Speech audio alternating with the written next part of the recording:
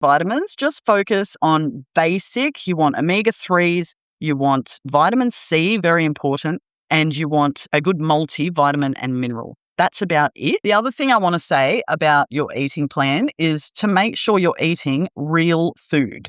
Packaged foods are great for convenience and all that sort of stuff.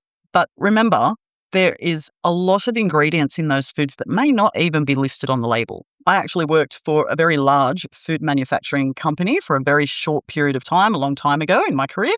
And because in that job, I went from quality to reg affairs, I actually got to have a little sneak peek behind the curtain of what goes into our foods.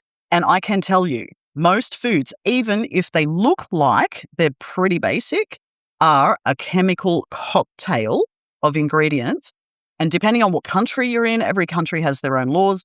In Australia, we actually don't need to list anything that's over 2% of the raw ingredients. So when you think about a food manufacturer, they've got 4 ton as their raw ingredients, 2% of that is actually quite a lot. And that's for each ingredient. And then you've got all of these ingredients that don't reach 2% and they don't have to go on the label. And we wonder why everyone's getting sick, right? So stick with real natural food. So you want things that are as close to nature as possible. And trust me, after a few weeks, your taste buds will actually adjust once you come off all the chemicals, because they are addictive. They're in there for a reason. They're either in there to make it taste better, to get you addicted, or they're there for shelf stability.